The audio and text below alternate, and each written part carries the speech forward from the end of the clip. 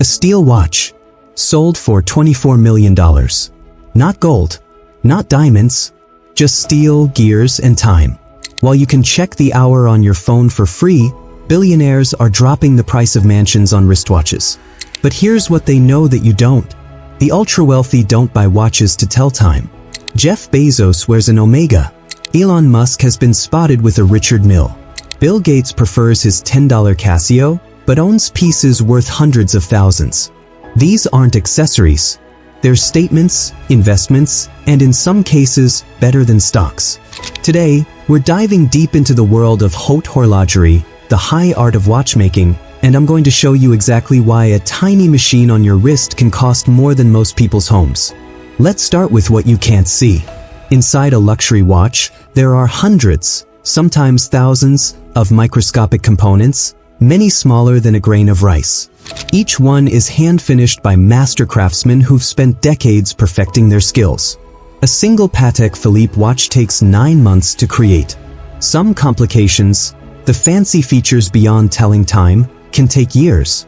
We're talking perpetual calendars that won't need adjustment until the year 2100, moon phases accurate for 122 years, and tourbillons that counteract gravity's effect on timekeeping. These aren't made in factories with robots. They're assembled in Swiss ateliers where artisans work under microscopes, placing components that weigh less than a feather. One mistake, one speck of dust, and they start over. The labor alone justifies a price tag most people associate with luxury cars. But that's just the beginning. While mainstream watches use standard steel, luxury timepieces are crafted from materials that sound like they belong in a science lab. We're talking platinum that's denser and rarer than gold, ceramic that's scratch-proof and takes weeks to cure, and sapphire crystals so hard they rank 9 on the Mohs scale, just below diamond. Then there's the bling. A Richard Mille worn by Drake contains over 700 gems, each individually set by hand. The Graf Diamonds Hallucination Watch? $55 million, covered in rare colored diamonds. But here's what most people miss. Even watches without diamonds use precious metals in ways you'd never notice. Internal components made from gold for better performance. Ruby bearings that reduce friction. It's luxury you can't even see. Here's where it gets interesting. Rolex produces nearly 1 million watches per year. Sounds like a lot, right? There's a 5-year waiting list for some models. Not because they can't make them faster, because they won't. Patek Philippe's most complicated watch, the Grandmaster Chime, exists in only 7 pieces. 7. In the entire world. When one hit auction, it sold for $31 million. This is manufactured scarcity at its finest.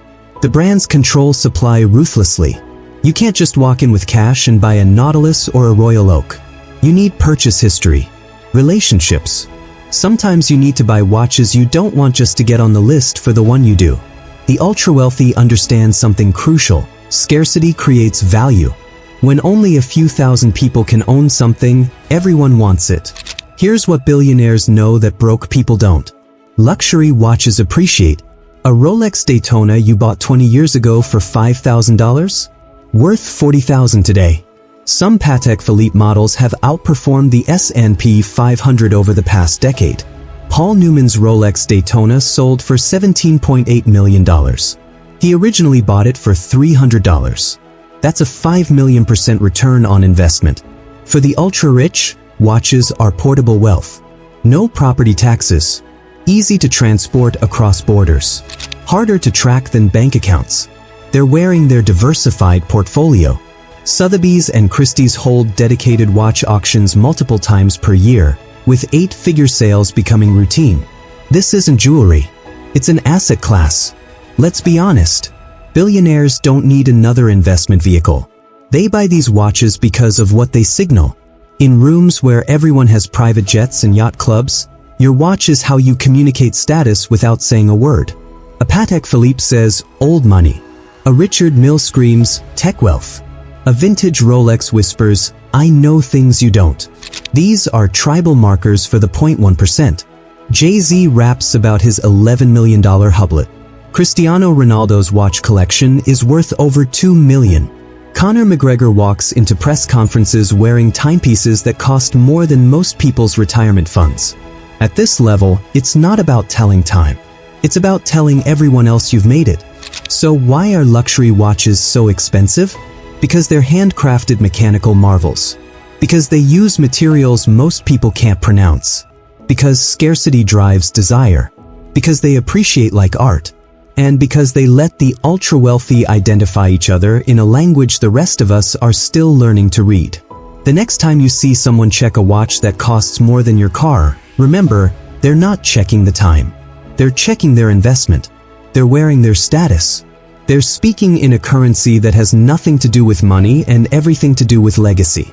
And that's a language worth understanding. If you enjoyed diving into the world of the ultra-wealthy, hit subscribe. Next time, we're exploring why private jets are actually cheaper than you think.